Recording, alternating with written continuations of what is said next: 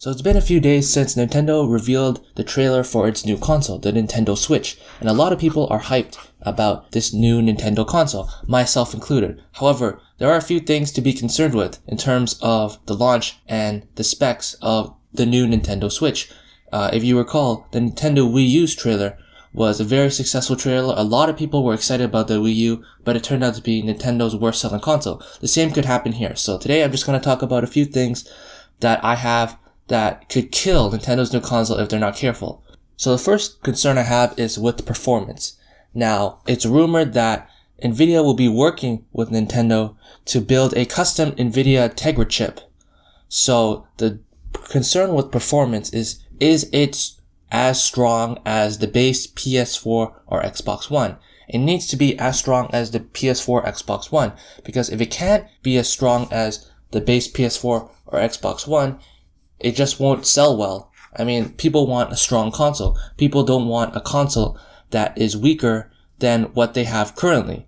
Why would people who want to get a PS4, Xbox One get a Nintendo Switch if it can't even do 60 frames 1080p on the games that they want? The second concern I have is with storage. Now, if you see here, this is the so-called rumored spec sheet for the Nintendo Switch, apparently leaked, but take this with a grain of salt because it hasn't been confirmed in any way. Now, what it says here is that the Nintendo Switch will come with only 32 gigabytes of storage, the same as the Wii U. The Wii U came with 8 and 32 gigabytes of onboard storage. Now, this could be a problem. Why? Because a lot of people like to download their games. Now, we did see in the Nintendo Switch trailer that you can use cartridges, which is awesome. But the problem is with getting DLC. If a publisher wants to add DLC to their games, they usually install the DLC onto the console. But with 32 gigabytes of storage, that poses a problem for the Nintendo Switch. Likely, a good amount of that 32 gigabytes will be allocated towards the OS of the Nintendo Switch console. So another option would be to buy an SD card. SD cards go for like pretty cheap for 64, like 128 gigs or even 256 gigabytes of storage, which could remedy the problem for DLC and onboard storage with the Nintendo Switch. But the problem is with pricing.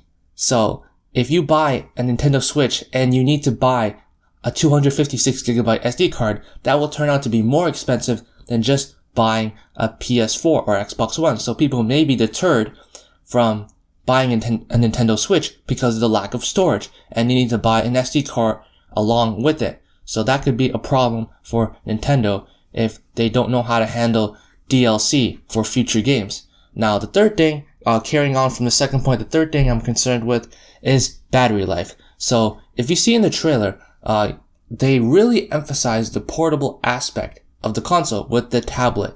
Now, the problem is all the internals are inside the tablet. So the GPU, the CPU, and the battery is inside the small so-called 6.2 inch tablet form. So if you're planning to play this on the go, it must have good battery life. I'm expecting at least 4 hours of quality gaming time with the tablet. If it can't do at least 4 hours of gaming, then it will be a disaster. People wouldn't use the Nintendo Switch to play outside because it would have crappy battery life. If it can only last 1 or 2 hours on battery while playing games, then there's no point. People wouldn't bring their Nintendo Switch on an airplane, or they wouldn't bring it on a road trip because there's no point. The battery would die out. So if the portable aspect is not executed well, if the battery life is not good on the tablet, then it can mean the end for the Nintendo Switch.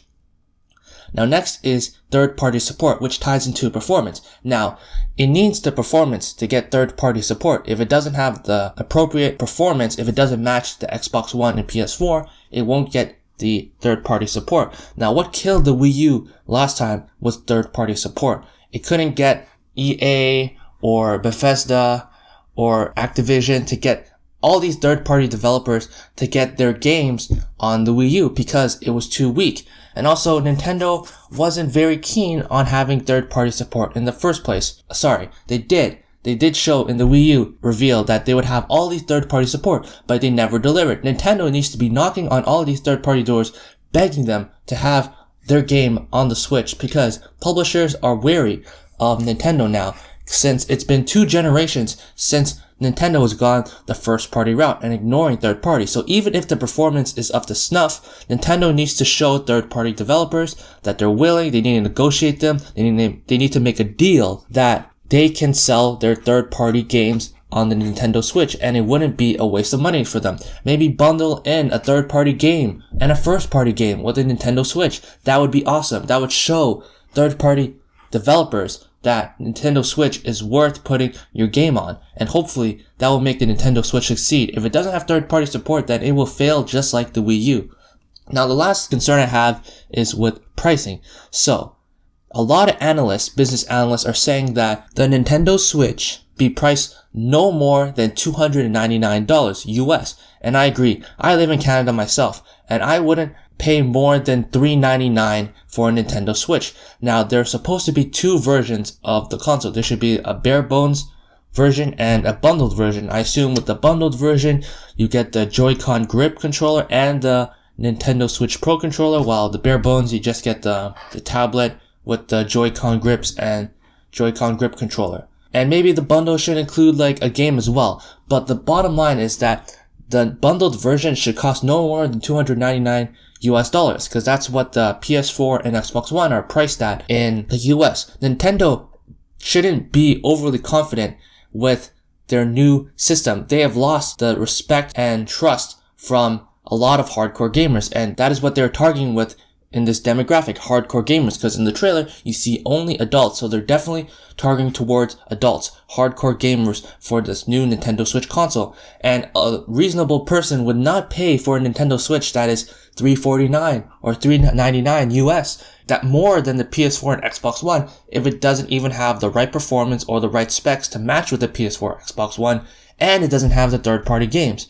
So Nintendo, if you're listening to this, you have to price your Nintendo Switch competitively. Keep it under $300.